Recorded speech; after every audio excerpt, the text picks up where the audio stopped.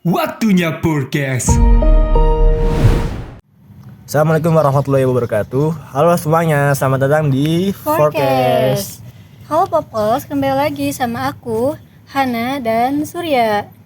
Duh, Popos ngerasain gak sih di Ciburu ini? Akhir-akhir ini cuaca lagi gak menentu. Kayak tiba-tiba panas, tiba-tiba hujan. Dan itu bikin produktivitas kita berkurang gak sih? Kayak misalnya dikit-dikit ngantuk, dikit-dikit pengen tidur gitu. Nah, Popos tahu gak sih kalau itu terjadi karena sekresi hormon melatonin kita meningkat. Jadi kayak kalau misalnya sekresi hormon kita meningkat, kita jadi gampang ngantuk gitu. Dan hormon melatonin kita itu kita gunain buat ngatur waktu tidur kita. Kayak misalnya siang nih kita segar bugar, terus misalnya tiba-tiba malam kita ngantuk. Nah, itu fungsinya si hormon melatonin ini. Tapi kalau misalnya lagi hujan, itu lebih meningkat dari biasanya. Nah, itulah kenapa kita lebih suka ngantuk. Nah, terus kalau misalnya sebelum tidur nih, ngomong-ngomong tidur, Popo suka ini gak sih, suka ngelakuin ritual? Ritual apa tuh ya yang biasa dilakuin sebelum tidur? Itu ritual kayak ngelamun dan sebagainya. Ritual itu loh Sur, ritual ngobrol sama diri sendiri, yang tujuannya ya buat berpikir, buat penalaran, analisis sama merenung. Tapi kalau misalnya buat remaja-remaja kayak kita, itu kayaknya lebih ke ngehalu deh ya, ngelamun gitu. Kayak misalnya ngehalu jadi istrinya Reval Hadi, jadi suaminya anime dan sebagainya. Nah, tapi kalau misalnya ngelamun nih, itu kayak gambarannya tuh kayak lebih negatif gitu ya. Karena biasanya kalau ngelamun-ngelamun tuh kayak diibaratkan kayak ngelamun hal-hal atau ngehayal sesuatu yang nggak mungkin gitu. Tapi selain ngelamun nih, ada juga yang lebih bermanfaat, kayak misalnya self-talk.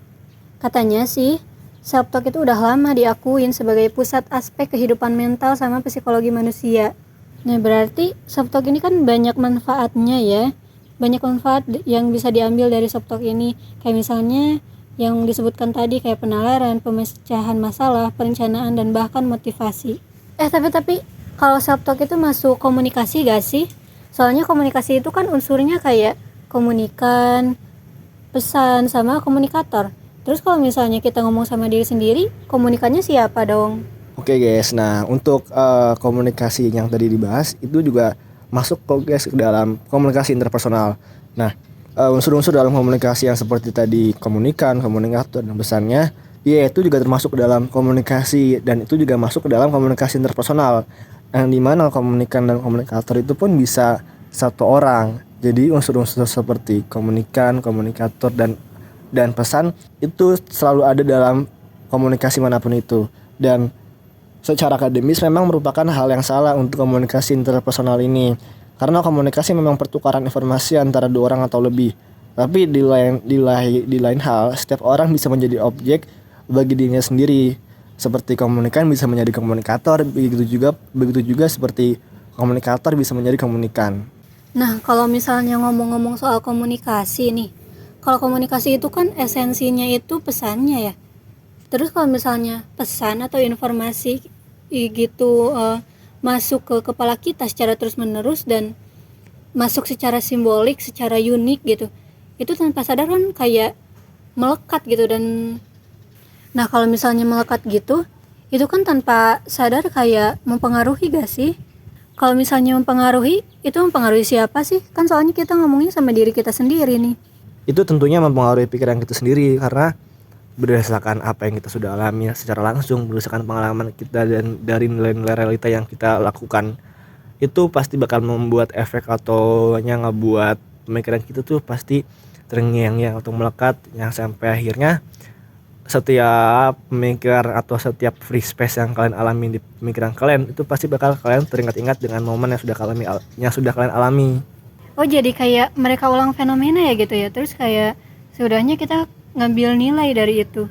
Nah, ya mungkin seperti itu contoh yang bisa dicontohkan, seperti kalian selama sehari mengalami kegiatan yang benar-benar padat sampai ada ketika kalian yang tadi di notice itu melamun atau menghayal, itu pasti kalian ada free space atau free pemikiran yang kalian bisa teringat-ingat kembali dengan momen itu. Contohnya kayak ini gak sih?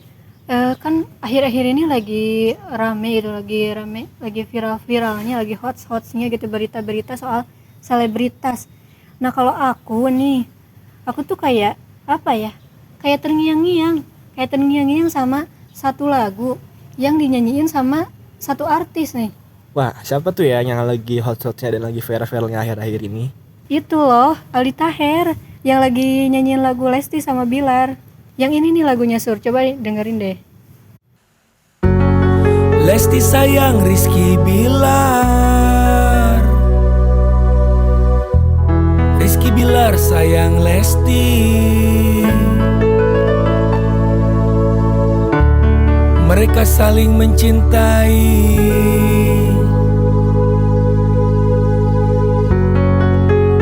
karena baby L. Saling sayang, saling sayang, saling maaf, saling maaf, saling sayang, saling sayang. Oh, lagu yang dibuat sama Aldi Taher itu ya, berdasarkan dari sebuah kasus public figure juga, yang lagi viral-viralnya. Tapi kalau boleh tahu tuh komunikasi bukan sih, karena kan Aldi Taher mungkin bisa aja itu awalnya buat konsumsi pribadi, atau mungkin emang sengaja mencari atensi kepada publik. Tapi emang ya nggak bisa dipungkiri kalau pribadi Aldi Taher tuh emang pribadi yang unik gitu. Jadi dia kayak ngomong sendiri gitu, seperti interpersonal, tapi jadi konsumsi massa gitu, dia record dan sebagainya. Tapi kalau misalnya kita masukin ke komunikasi massa, jadi bertanya-tanya lagi nih nanti Poples. Yang dilakuin Aldi Taher itu kan nge-record terus dijadiin konsumsi publik, itu kan masuknya ke massa karena satu arah. Tapi sama gak sih sama komunikasi publik? Mungkin secara singkatnya, kalau komunikasi publik tuh lebih mempengaruhi audiens ya. Kayak saat ini mungkin masih banyak orang-orang yang mengira kalau seperti ceramah, pidato itu masuk ke dalam komunikasi dalam komunikasi massa. Tapi ternyata kegiatan tersebut masuk ke dalam komunikasi publik karena pada tujuannya komunikasi publik merupakan penyampaian informasi dari komunikator kepada komunikan dengan tujuan untuk mempengaruhi komunikan agar mengikuti komunikator. Sedangkan untuk komunikasi massa, komunikasi yang dilakukan melalui media massa seperti koran, TV, radio. Oh berarti parah ya Aldi ini. Kita jadi kayak didoktrin nih buat terus-terusan kepikiran soal Lesti Bilar nih. Konspirasi teori ini. Nah, berarti secara garis besar ini karakteristik dari si Aldi Taher ini mungkin emang awal niatnya untuk konsumsi diri sendiri yang menjadi interpersonal. Mungkin saat yang tadi dinotis seperti melamun, mungkin bisa saja dia memikirkan nada itu atau memikirkan lagi gitu saat self talk, yang kemudian tanpa sengaja sampai akhirnya membuat atensi atau membuat perhatian kepada masyarakat luas, yang membuat itu tuh jadi terpengaruh dan pemikiran kita jadi terinjeksi karena selalu terngiang-ngiang dengan lagu-lagu itu. Nah jadi nih Poples, kita bisa ngambil secara garis besar intisari dari apa yang kita bahas tadi nih, yaitu dari jenis-jenis komunikasi. Salah satunya kayak jenis komunikasi interpersonal, yang mana jenis komunikasi interpersonal itu kayak kita ngelamun, self talk dan sebagainya. Yang kedua itu ada komunikasi massa. Jadi komunikasi massa itu cenderung satu arah, kayak misalnya ceramah, kampanye atau orasi. Nah kalau misalnya Aldi Taher ceramah atau kampanye itu juga masuknya ke komunikasi massa ya. Terus yang ketiga, yang terakhir nih ada komunikasi publik. Misalnya Aldi Taher itu, jadi yang awalnya dia ngelakuin komunikasi interpersonal, ngomong sama diri sendiri, terus dia record, terus dijadiin konsumsi publik, itu masuknya ke komunikasi publik.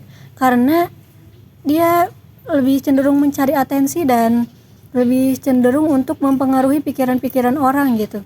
Nah, seperti itu merupakan kesimpulan yang sudah kita jabarkan tadi. Nah, mungkin itu bisa membuat kalian semua menjadi kayak pemikiran kalian tuh sudah terjawab ya. Kenapa sih kita kok terdoktrin mulu? Kenapa sih kita selalu terngiang-ngiang nih kayak di kepala kita tuh ada lagu-lagu tentang si Aldi Taher ini, ataupun kalian sering melamun kenapa? Nah, mungkin itu sebagai jawaban atas pemikiran dari diri kalian sendiri.